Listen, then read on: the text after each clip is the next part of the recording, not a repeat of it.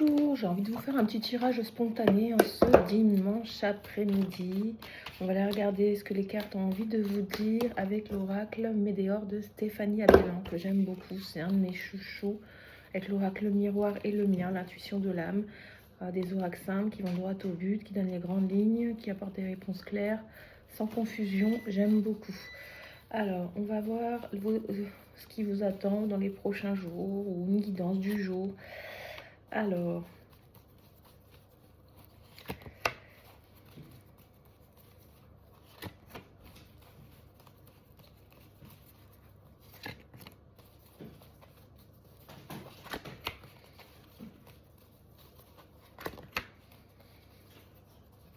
moi j'ai l'impression que c'est par rapport à la matérialisation de vos idées ou vos projets. Il y a une grosse période de stagnation, ça n'avance pas comme vous aimeriez. Limite, on vous demande où c'est aussi parce qu'il y a des projets ou des idées qui sont tombés un petit peu aux oubliettes. Vous êtes un petit peu désintéressé de certains projets et du coup vous avez l'impression de ne pas avancer dans une période de stagnation où on vous invite à lâcher prise sur ces projets, idées ou ambitions qui n'ont plus lieu d'être dans votre vie ou d'une situation qui tombe aux oubliettes et on vous invite à passer à autre chose. Ou vous êtes tombé dans le désintérêt, les autres n'ont plus d'intérêt pour vous, pour vos projets, vos envies, etc. Voilà, il y a une période de désintérêt et d'oubli. Ce qui vous bloque en ce moment, c'est une certaine énergie de rancune et même de confusion personnelle. Des fois, vous avez même les idées mal placées, donc ça vous porte à préjudice parce que vous n'allez pas dans le bon sens avec les personnes que vous rencontrez. Vous pouvez naviguer à contresens. Ça vous met dans une énergie de grande tristesse, même de détresse émotionnelle et physique. Il y a beaucoup d'émotions refoulées qui ont besoin d'être extériorisées, beaucoup d'angoisse, de peur, de stress, parce que vous n'arrivez pas à matérialiser certaines choses, certains objectifs que vous êtes mis en tête. Donc du coup, ça prend du temps. Ça prend du temps, mais c'est une période nécessaire pour vous apporter une belle transformation intérieure, pour vous poser les bonnes questions, pour vous recentrer, vous aligner avec vous-même et le monde extérieur. Voilà, ne faire qu'un avec vous-même pour aller de l'avant et guetter les opportunités, alors même de carrière hein, pour certains.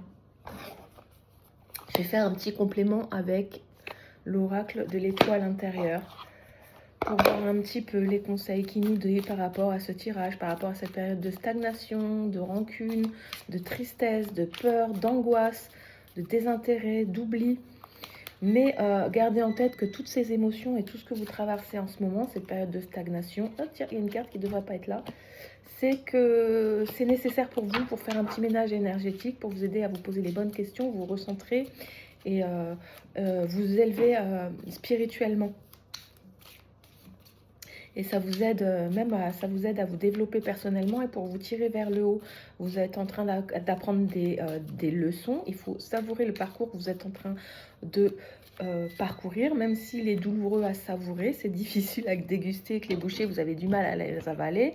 C'est nécessaire pour vous, pour votre transformation intérieure et pour votre paix personnelle et votre développement personnel. Je répète. Alors, avec l'oracle... L'étoile intérieure, on vous invite à être dans une période de résilience. Et je vous disais de lâcher prise, hein, de toute façon. Hein. Lâcher prise sur tout ce qui n'a plus d'intérêt pour vous, hein, qui doit tomber dans les oubliettes. Hein. Et on vous invite aussi à vous déconnecter de tout ce brouhaha mental et pour vous recentrer sur des choses qui vous plaisent vraiment. On parle aussi de méditation, d'être dans l'instant présent, ancré, à faire des choses qui vous plaisent réellement pour vous ressourcer, pour redonner de l'énergie, de l'envie de vie, de l'énergie vitale, de rallumer votre feu intérieur pour des passions, pour des choses qui vous plaisent vraiment. Voilà, et déconnecter de tous les gens autour de vous qui vous tirent vers le bas, qui vous donnent des mauvaises énergies, qui vous fatiguent, etc., qui vous stressent, qui vous angoissent.